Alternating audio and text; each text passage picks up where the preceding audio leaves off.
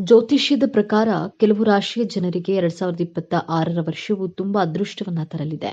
ಹಾಗಾಗಿ ಮಕರ ರಾಶಿಯವರಿಗೆ ಮುಂದಿನ ವರ್ಷ ಹೇಗಿರಲಿದೆ?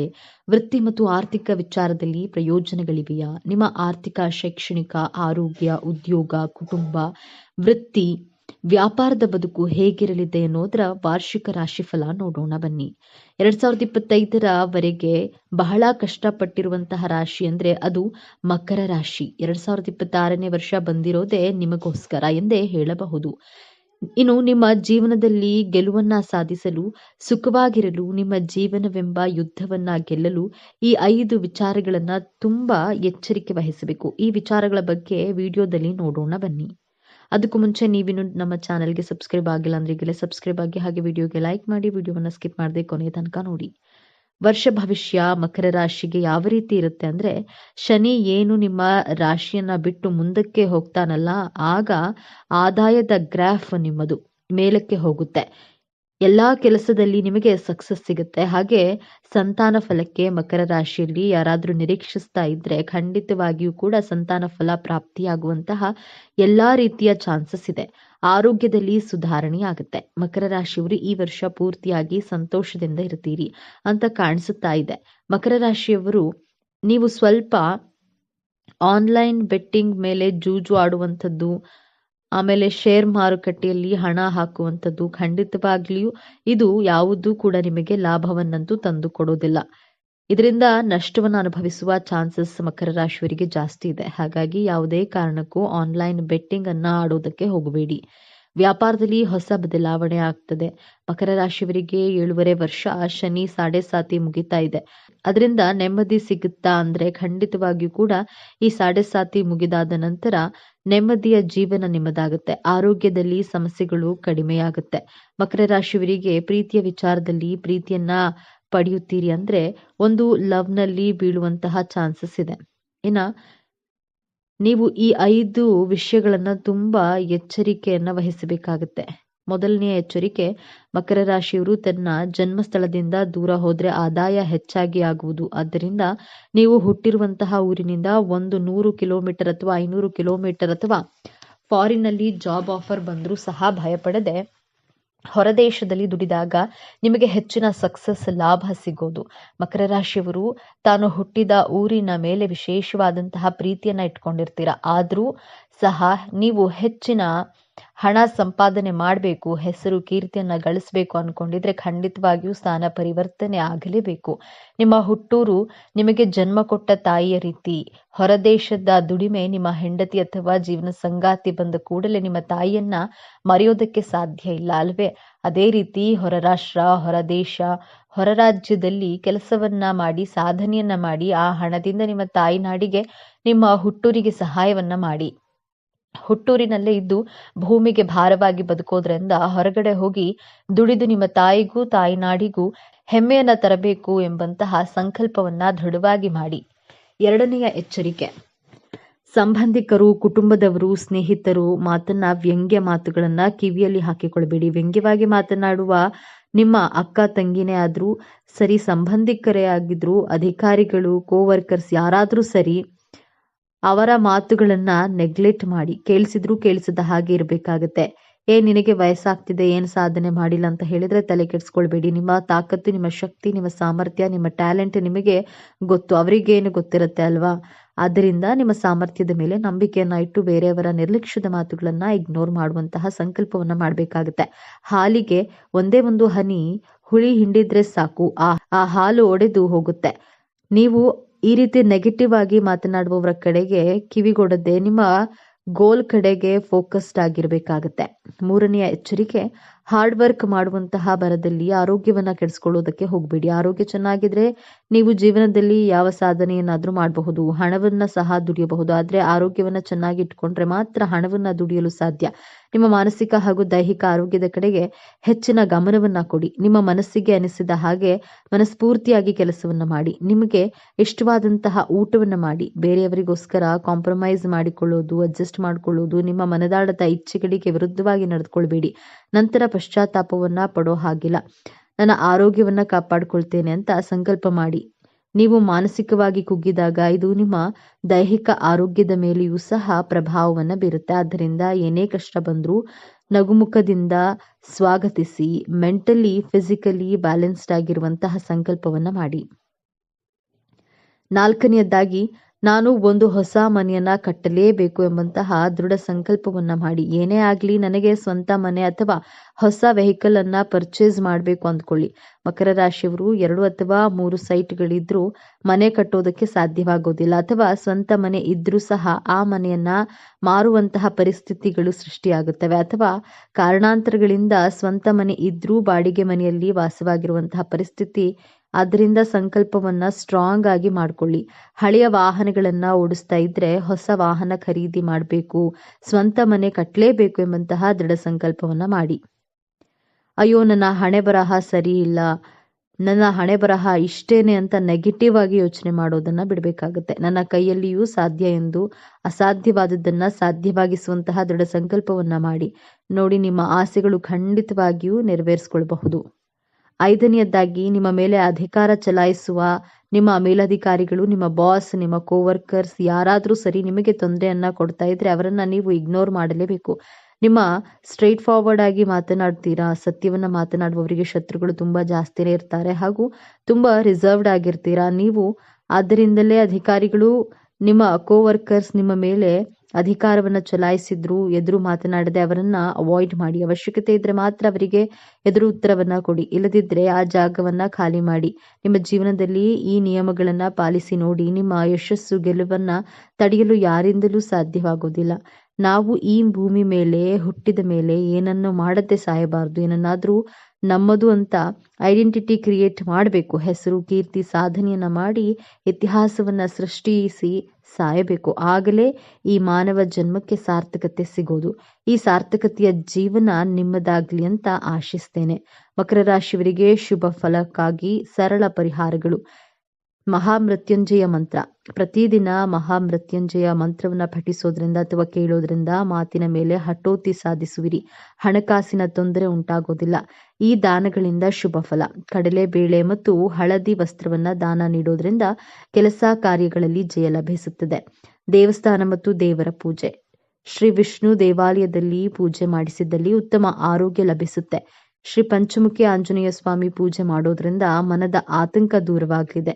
ದಂಪತಿ ನಡುವೆ ಉತ್ತಮ ಸಾಮರಸ್ಯ ಏರ್ಪಡುತ್ತದೆ. ಈ ಬಣ್ಣದ ಕರವಸ್ತ್ರ ಉಪಯೋಗಿಸಿ. ಹಸಿರು ಮತ್ತು ನೀಲಿ ಬಣ್ಣದ ಕರವಸ್ತ್ರ ಬಳಸಿದ್ರೆ ನಿರೀಕ್ಷಿತ ಫಲಗಳು ದೊರೆಯಲಿದೆ. ಇವತ್ತಿನ ಈ ವಿಡಿಯೋವನ್ನ ಮುಗಿಸ್ತಾ ಇದ್ದೇನೆ. ಎಲ್ಲರಿಗೂ ಶುಭವಾಗ್ಲಿ. ಈ ವಿಚಾರಗಳನ್ನ ನಿಮಗೆ ಇಷ್ಟ ಆಗಿದೆ ಅಂತ ಭಾವಿಸ್ತೇನೆ. ಇಷ್ಟ ಆಗಿದ್ರೆ ನಮ್ಮ ಚಾನೆಲ್ಗೆ ತಪ್ಪದೆ ಸಬ್ಸ್ಕ್ರೈಬ್ ಮಾಡಿಕೊಳ್ಳಿ. ವಿಡಿಯೋಗೆ ಒಂದು ಲೈಕ್ ಕೊಡೋದನ್ನ ಮರಿಬೇಡಿ. ಈ ವಿಡಿಯೋವನ್ನ ನಿಮ್ಮ ಫ್ರೆಂಡ್ಸ್ ಅಂಡ್ ಫ್ಯಾಮಿಲಿ ಗ್ರೂಪ್ಸ್ ನಲ್ಲಿ ಹೆಚ್ಚು ಶೇರ್ ಮಾಡಿ. ಎಲ್ಲರೂ ಭಕ್ತಿಯಿಂದ ಓಂ ಶ್ರೀ ಶನೇಶ್ವರ ನಮಃ ಅಂತ ಕಾಮೆಂಟ್ ಮಾಡಿ. ಯಶಸ್ಸಿನ ಶಿಖರವನ್ನೇರಲು ತಮ್ಮದೇ ಆದ ದಾರಿಯನ್ನ ನಿರ್ಮಿಸಿಕೊಳ್ಳುವ, ನೋವನ್ನೆಲ್ಲ ನುಂಗಿಕೊಂಡು ನಗುವ ಬೀರುವ ಶಿಸ್ತಿನ ಸಿಪಾಯಿಯಂತೆ ಕಾಣುವ, ಆದರೆ ಹೃದಯದಲ್ಲಿ ಪ್ರೀತಿಯ ಮಹಾಸಾಗರವನ್ನೇ ಬಚ್ಚಿಟ್ಕೊಂಡಿರುವ ವ್ಯಕ್ತಿಗಳೇ ಮಕರ ರಾಶಿಯವರು. ಜ್ಯೋತಿಷ್ಯ ಚಕ್ರದ 10ನೇ ರಾಶಿ ಮಕರ ರಾಶಿ. ಕರ್ಮಕಾರಕನಾದ ಶನಿದೇವನ ಆಡಳಿತಕ್ಕೆ ಒಳಪಟ್ಟಿರುವ ಈ ಗಂಭೀರ ಮುಖವಾಡದ ಒಳಗೆ ಅದೆಷ್ಟು ರಹಸ್ಯಗಳಿವೆ, ಅದೆಷ್ಟು ಗುಪ್ತ ಸತ್ಯಗಳಿವೆ. ನೀವು ಮಕರ ರಾಶಿಯವರಾಗಿದ್ರೆ ತಪ್ಪದೆ ಪೂರ್ತಿ ವಿಡಿಯೋ ನೋಡಿ. ನಿಮ್ಮ ಜೀವನದ ಕೆಲವು ತಪ್ಪುಗಳನ್ನ ತಿಳಿದುಕೊಂಡು ಮುನ್ನಡೆಯುವ ಸಮಯವಿದು. ಅದಕ್ಕಿಂತ ಮೊದಲು ಜೈ ಶನಿದೇವ ಎಂದು ಕಾಮೆಂಟ್ ಮಾಡಿ. ಸ್ನೇಹಿತರೆ, ರಾಶಿ ಚಕ್ರದಲ್ಲೇ ಅತ್ಯಂತ ಶಿಸ್ತುಬದ್ಧ, ಜವಾಬ್ದಾರಿಯುತ ಮತ್ತು ಮಹತ್ವಾಕಾಂಕ್ಷೆಯ ರಾಶಿಯಾದ ಮಕರ ರಾಶಿಯ ಬಗ್ಗೆ ಇಂದು ನಾವು ಸಂಪೂರ್ಣವಾಗಿ ತಿಳಿದುಕೊಳ್ಳೋಣ. ಮಕರ ರಾಶಿ ಅಂದ್ರೆ ಕಷ್ಟದ ಜೀವನ ಎಂದು ತುಂಬಾ ಜನ ಭಾವಿಸಿದ್ದಾರೆ. ಶನಿಯ ಆಳ್ವಿಕೆಯಲ್ಲಿರುವ ಈ ರಾಶಿಯು ಸದಾ ಕಷ್ಟ ಎದುರಿಸಬಹುದು. ಆದರೆ ಮಕರ ರಾಶಿಯ ಚಿಹ್ನೆ ಪರ್ವತವನ್ನ ಏರುವ ಮೇಕೆ. ಇದು ಕೇವಲ ಒಂದು ಚಿಹ್ನೆಯಲ್ಲ, ಮಕರ ರಾಶಿಯವರ ಜೀವನ ಮತ್ತು ವ್ಯಕ್ತಿತ್ವದ ಸಂಪೂರ್ಣ ಪ್ರತಿಬಿಂಬ. ಮೇಕೆಯಂತೆ ಅವರು ನಿಧಾನವಾಗಿ ಆದರೆ ಸ್ಥಿರವಾಗಿ ತಮ್ಮ ಗುರಿಯತ್ತ ಸಾಗುತ್ತಾರೆ. ಇವರ ಜೀವನದಲ್ಲಿ ಆತುರಕ್ಕೆ, ಆಡಂಬರಕ್ಕೆ ಜಾಗವಿಲ್ಲ. ಇವರ ನಡಿಗೆಯಲ್ಲಿ, ಮಾತಿನಲ್ಲಿ ಒಂದು ರೀತಿಯ ಗಾಂಭೀರ್ಯ ಮತ್ತು ಅಳತೆ ಇರುತ್ತದೆ. ಇವರು ಗುಂಪಿನಲ್ಲಿ ಪ್ರದರ್ಶನ ತೋರಲು ಇಷ್ಟಪಡುವುದಿಲ್ಲ. ಬದಲಾಗಿ ತೆರೆಮರೆಯಲ್ಲಿ ನಿಂತು ಎಲ್ಲವನ್ನ ನಿಯಂತ್ರಿಸಲು ಮತ್ತು ಕಾರ್ಯರೂಪಕ್ಕೆ ತರಲು ಬಯಸ್ತಾರೆ. ಅವರಲ್ಲಿರುವ ಸಹನೆ, ಶಿಸ್ತು ಮತ್ತು ಕಠಿಣ ಪರಿಶ್ರಮವೇ ಅವರನ್ನ ಯಶಸ್ಸಿನ ಉತ್ತುಂಗಕ್ಕೆ ಕೊಂಡೊಯ್ಯುತ್ತದೆ. ಈ ರಾಶಿಯ ಅಧಿಪತಿ ಶನಿದೇವ. ಶನಿಯು ಕರ್ಮ, ಶಿಸ್ತು, ನ್ಯಾಯ, ಜವಾಬ್ದಾರಿ ಮತ್ತು ವೈರಾಗ್ಯದ ಕಾರಕ. ಹಾಗಾಗಿಯೇ ಮಕರ ರಾಶಿಯವರಿಗೆ ಹುಟ್ಟಿನಿಂದಲೇ ಜವಾಬ್ದಾರಿಯ ಅರಿವು, ಕೆಲಸದ ಮೇಲೆ ಶ್ರದ್ಧೆ ಮತ್ತು ವಾಸ್ತವಿಕ ದೃಷ್ಟಿಕೋನ ರಕ್ತದಲ್ಲಿಯೇ ಬಂದಿರುತ್ತದೆ. ಇವರು ಸುಮ್ಮನೆ ಹಗಲು ಕನಸು ಕಾಣೋದಿಲ್ಲ. ತಾವು ಕಂಡ ಕನಸನ್ನ ನನಸು ಮಾಡಲು ಬೇಕಾದ ಯೋಜನೆಗಳನ್ನ ರೂಪಿಸಿಕೊಳ್ಳುವುದರಲ್ಲಿ ನಿಸ್ಸೀಮರು. ಮೇಲ್ನೋಟಕ್ಕೆ ಇವರು ಬಹಳ ಗಂಭೀರ ಸ್ವಭಾವದವರು, ನಿರಾಸು ವ್ಯಕ್ತಿಗಳು ಮತ್ತು ಹಣದ ಹಿಂದೆ ಮಾತ್ರ ಹೋಗುವವರು ಎಂದು ಕಾಣಿಸಬಹುದು. ಇವರು ಯಾವಾಗಲೂ ಕೆಲಸ ಮತ್ತು ಜವಾಬ್ದಾರಿಗಳ ಬಗ್ಗೆ ಮಾತನಾಡ್ತಾರೆ. ಆದರೆ ಇದು ಅವರ ದೌರ್ಬಲ್ಯವಲ್ಲ, ಅದು ಅವರ ಜೀವನದ ಗುರಿಯ ಸ್ಪಷ್ಟತೆ. ಅವರ ಮನಸ್ಸಿನಲ್ಲಿ ಸದಾ ಮುಂದಿನ ಹಂತದ ಯೋಜನೆಗಳೇ ಇರುತ್ತದೆ. ಚಿಕ್ಕ ಪುಟ್ಟ ಭಾವನಾತ್ಮಕ ವಿಷಯಗಳಿಗೆ ವಿನಾಕಾರಣ ಹರಟೆಗೆ ಇವರು ಹೆಚ್ಚು ಬೆಲೆ ಕೊಡುವುದಿಲ್ಲ. ಸಮಾಜದಲ್ಲಿ ಒಂದು ಗೌರವಾನ್ವಿತ ಸ್ಥಾನ, ಆರ್ಥಿಕ ಭದ್ರತೆ ಮತ್ತು ತಮ್ಮ ಕರ್ತವ್ಯವನ್ನ ಸರಿಯಾಗಿ ನಿಭಾಯಿಸುವುದೇ ಇವರ ಜೀವನದ ಪರಮ ಗುರಿ. ಸಾಮಾನ್ಯವಾಗಿ ಎಲ್ಲರೂ ಅಂದುಕೊಳ್ಳುವುದು ಮಕರ ರಾಶಿಯವರು ಕೇವಲ ಕೆಲಸ, ಹಣ ಮತ್ತು ಅಧಿಕಾರವನ್ನ ಬಯಸ್ತಾರೆ. ಅವರಿಗೆ ಪ್ರೀತಿ, ಪ್ರೇಮ, ಭಾವನೆಗಳಿಲ್ಲ ಎಂದು. ಆದ್ರೆ ಇಲ್ಲಿದೆ ನೋಡಿ ಮೊದಲ ತಿರುವು. ಮಕರ ರಾಶಿಯವರು ಅತ್ಯಂತ ಆಳವಾದ ಪ್ರೀತಿಯನ್ನ ಮತ್ತು ಕಾಳಜಿಯನ್ನ ಹೊಂದಿರುವ ವ್ಯಕ್ತಿಗಳು. ಹೌದು, ನೀವು ಕೇಳಿದ್ದು ಸರಿ. ತಮ್ಮ ಗಂಭೀರ ಮತ್ತು ಕಠಿಣ ಮುಖವಾಡದ ಹಿಂದೆ ಅವರು ತಮ್ಮ ಕುಟುಂಬದ ಮತ್ತು ಪ್ರೀತಿ ಪಾತ್ರರ ಬಗ್ಗೆ ಅಪಾರವಾದ ವಾತ್ಸಲ್ಯವನ್ನ ಬಚ್ಚಿಟ್ಕೊಂಡಿರ್ತಾರೆ. ಇವರು ತಮ್ಮ ಪ್ರೀತಿಯನ್ನ ಸಿಂಹ ರಾಶಿಯವರಂತೆ ಆಡಂಬರದಿಂದ ತೋರಿಸಿಕೊಳ್ಳುವುದಿಲ್ಲ. ಬದಲಾಗಿ ತಮ್ಮವರ ಭವಿಷ್ಯವನ್ನ ಭದ್ರಪಡಿಸುವ ಮೂಲಕ, ಅವರಿಗೆ ಬೇಕಾದ ಎಲ್ಲಾ ಸೌಕರ್ಯಗಳನ್ನ ಒದಗಿಸುವ ಮೂಲಕ ಮತ್ತು ಕಷ್ಟಕಾಲದಲ್ಲಿ ಬಂಡೆಯಂತೆ ಅವರ ಜೊತೆ ನಿಲ್ಲುವ ಮೂಲಕ ತಮ್ಮ ಪ್ರೀತಿಯನ್ನ ವ್ಯಕ್ತಪಡಿಸ್ತಾರೆ. ಇವರ ಪ್ರೀತಿ ಮಾತಿಗಿಂತ ಕೃತಿಯಲ್ಲಿ ವ್ಯಕ್ತವಾಗುತ್ತದೆ. ಮಕರ ರಾಶಿಯವರು ಅತ್ಯುತ್ತಮ ಮತ್ತು ನಂಬಿಕಸ್ಥ ಸ್ನೇಹಿತರು. ಇವರು ಸುಲಭವಾಗಿ ಎಲ್ಲರನ್ನ ಸ್ನೇಹಿತರನ್ನಾಗಿ ಮಾಡಿಕೊಳ್ಳುವುದಿಲ್ಲ. ಆದ್ರೆ ಒಮ್ಮೆ ಸ್ನೇಹಿತರಾದ್ರೆ ಜೀವನ ಪರ್ಯಂತ ಆ ಸ್ನೇಹವನ್ನ ಉಳಿಸ್ಕೊಳ್ತಾರೆ. ತಮ್ಮ ಸ್ನೇಹಿತರಿಗೆ ಪ್ರಾಯೋಗಿಕ ಸಲಹೆಗಳನ್ನ ನೀಡೋದ್ರಲ್ಲಿ ಮತ್ತು ಕಷ್ಟದ ಸಮಯದಲ್ಲಿ ದಾರಿ ತೋರೋದ್ರಲ್ಲಿ ಇವರು ಎತ್ತಿದ ಕೈ. ಪ್ರೀತಿ ತೋರಿಸುವ ವಿಚಾರದಲ್ಲಿ ಇವರು ವಾಸ್ತವವಾದಿಗಳು. ತಮ್ಮ ಸಂಗಾತಿಗೆ ಚಂದ್ರ ತಾರೆಗಳನ್ನ ತಂದುಕೊಡುವ ಸುಳ್ಳು ಭರವಸೆಯನ್ನ ನೀಡೋದಿಲ್ಲ. ಬದಲಾಗಿ ಒಂದು ಸುರಕ್ಷಿತ ಮತ್ತು ಸುಭದ್ರವಾದ ಜೀವನವನ್ನ ನೀಡುವ ಭರವಸೆಯನ್ನ ನೀಡ್ತಾರೆ ಮತ್ತು ಅದನ್ನ ಈಡೇರಿಸ್ತಾರೆ. ಇವರಿಗೆ ಬದ್ಧತೆ ಅಂದ್ರೆ ಪವಿತ್ರವಾದದ್ದು.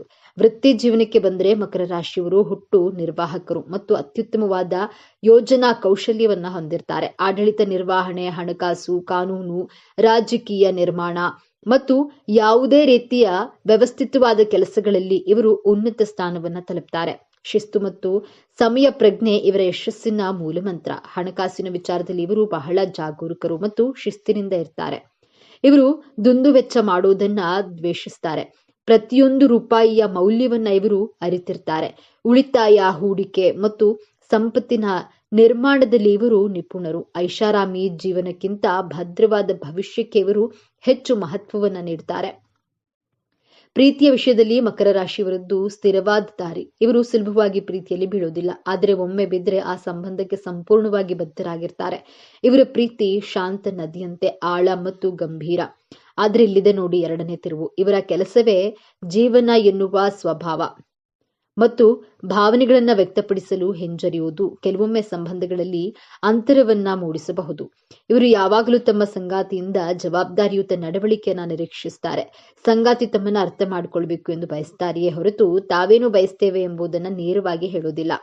ಇವರ ಮೊಂಡತನ ಮತ್ತು ಕೆಲವೊಮ್ಮೆ ನಿರಾಶವಾದಿ ಧೋರಣೆ ಸಂಗಾತಿಗೆ ಬೇಸರ ತರಿಸಬಹುದು. ತಮ್ಮ ಕೆಲಸದ ಒತ್ತಡವನ್ನ ಬದಿಗಿಟ್ಟು ಸಂಗಾತಿಯ ಭಾವನೆಗಳಿಗೆ ಸಮಯ ಕೊಡುವ ಗುಣವನ್ನ ಬೆಳೆಸಿಕೊಂಡ್ರೆ ಇವರ ಪ್ರೇಮ ಜೀವನವು ಸುಭದ್ರವಾಗಿರುತ್ತೆ. ಮಕರ ರಾಶಿಯವರಿಗೆ ದೌರ್ಬಲ್ಯಗಳೇ ಇರೋದಿಲ್ವೇ ಎಂದು ನೋಡೋದಾದ್ರೆ ಖಂಡಿತ ಇವೆ. ವಾಸ್ತವವಾಗಿ ಇವರ ದೊಡ್ಡ ಶಕ್ತಿಯೇ ಕೆಲವೊಮ್ಮೆ ದೊಡ್ಡ ದೌರ್ಬಲ್ಯವಾಗುತ್ತದೆ. ಅತಿಯಾದ ಮೊಂಡತನ, ತಾವು ನಂಬಿದ್ದೇ ಸರಿ, ತಾವು ಹಿಡಿದ ದಾರಿಯೇ ಸರಿ ಎಂದು ವಾದಿಸುತ್ತಾರೆ. ಬದಲಾವಣೆಗೆ ಹೊಂದಿಕೊಳ್ಳುವುದು ಇವರಿಗೆ ಕಷ್ಟ. ನಿರಾಶವಾದ ಎಲ್ಲಾ ವಿಷಯಗಳನ್ನ ಕೆಟ್ಟದ್ದನ್ನೇ ಮೊದಲು ಯೋಚಿಸುವ ಸ್ವಭಾವ ಇವರದ್ದು. ಇದರಿಂದಾಗಿ ಒಳ್ಳೆಯ ಅವಕಾಶಗಳನ್ನು ಕಳೆದುಕೊಳ್ಳುವ ಸಾಧ್ಯತೆ ಇರುತ್ತದೆ. ಕ್ಷಮಿಸದಿರುವುದು, ತಮಗೆ ಯಾರಾದ್ರೂ ದ್ರೋಹ ಮಾಡಿದ್ರೆ ಅದನ್ನ ಇವರು ಸುಲಭವಾಗಿ ಮರೆಯೋದಿಲ್ಲ ಮತ್ತು ಕ್ಷಮಿಸೋದಿಲ್ಲ. ಭಾವನೆಗಳನ್ನ ವ್ಯಕ್ತಪಡಿಸದಿರುವುದು, ತಮ್ಮ ನೋವು, ಪ್ರೀತಿ ಯಾವುದನ್ನೂ ಹೊರಗೆ ತೋರಿಸಿಕೊಳ್ಳುವುದಿಲ್ಲ. ಇದರಿಂದಾಗಿ ಇವರನ್ನ ಅರ್ಥ ಮಾಡಿಕೊಳ್ಳುವುದು ಕಷ್ಟವಾಗುತ್ತೆ. ಮಕರ ರಾಶಿಯವರು ಸಾಮಾನ್ಯವಾಗಿ ಶಿಸ್ತಿನ ಜೀವನ ಶೈಲಿಯಿಂದ ಉತ್ತಮ ಆರೋಗ್ಯವನ್ನ ಹೊಂದಿರ್ತಾರೆ. ಆದ್ರೆ ಇವರಿಗೆ ಮುಖ್ಯವಾಗಿ ಕಾಡುವ ಸಮಸ್ಯೆಗಳು ಮೂಳೆ, ಹಲ್ಲು, ಮೊಣಕಾಲು ಮತ್ತು ಚರ್ಮಕ್ಕೆ ಸಂಬಂಧಿಸಿದ್ದು. ಶನಿಯು ದೇಹದ ಚೌಕಟ್ಟನಾದ ಮೂಳೆಗಳನ್ನ ಪ್ರತಿನಿಧಿಸ್ತಾನೆ. ಅತಿಯಾದ ಕೆಲಸದ ಒತ್ತಡ ಮತ್ತು ಮಾನಸಿಕ ಚಿಂತೆ ಇವರ ಕೀಲುಗಳ ಮೇಲೆ, ವಿಶೇಷವಾಗಿ ಮೊಣಕಾಲಿನ ಮೇಲೆ ಪರಿಣಾಮವನ್ನ ಬೀರಬಹುದು. ಇವರು ತಮ್ಮ ಆಹಾರದಲ್ಲಿ ಕ್ಯಾಲ್ಸಿಯಂ ಯುಕ್ತ ಪದಾರ್ಥಗಳನ್ನು ಸೇವಿಸುವುದು ಮತ್ತು ನಿಯಮಿತವಾಗಿ ವ್ಯಾಯಾಮ ಮಾಡುವುದು ಅತ್ಯಗತ್ಯ. ಬನ್ನಿ ಈಗ ಮಕರ ರಾಶಿಯವರ ಜೀವನದ ಅಂತಿಮ ಮತ್ತು ಅತ್ಯಂತ ದೊಡ್ಡ ತಿರುವಿನ ಬಗ್ಗೆ ಮಾತನಾಡೋಣ. ಶನಿಯ ಆಳ್ವಿಕೆಯಲ್ಲಿರುವ ಇವರು ಜೀವನವನ್ನ ಒಂದು ಕರ್ತವ್ಯ ಮತ್ತು ಜವಾಬ್ದಾರಿಯೆಂದು ಭಾವಿಸ್ತಾರೆ. ಆದರೆ ಜೀವನವು ಇವರಿಗೆ ಒಂದು ಪ್ರಮುಖ ಪಾಠವನ್ನ ಕಲಿಸಲು ಬಯಸುತ್ತೆ. ಅದುವೇ ಸಮತೋಲನ. ಇವರ ಜೀವನದ ದೊಡ್ಡ ಸವಾಲೇ ತಮ್ಮ ವೃತ್ತಿ ಮತ್ತು ವೈಯಕ್ತಿಕ ಜೀವನದ ನಡುವೆ ಸಮತೋಲನವನ್ನ ಕಂಡುಕೊಳ್ಳುವುದು. ಇವರ ಜೀವನದ ಹೋರಾಟ ಹಣ ಸಂಪಾದಿಸುವುದರಲ್ಲಾಗ್ಲಿ, ಉನ್ನತ ಸ್ಥಾನಕ್ಕೆ ಏರುವುದಾಗ್ಲಿ ಇರೋದಿಲ್ಲ. ಬದಲಾಗಿ ತಮ್ಮೊಳಗಿನ ಭಾವನೆಗಳನ್ನ ಅರ್ಥ ಮಾಡಿಕೊಂಡು ಅದನ್ನ ತಮ್ಮ ಪ್ರೀತಿ ಪಾತ್ರರೊಂದಿಗೆ ಹಂಚಿಕೊಳ್ಳುವುದರಲ್ಲಿ ಇರುತ್ತದೆ.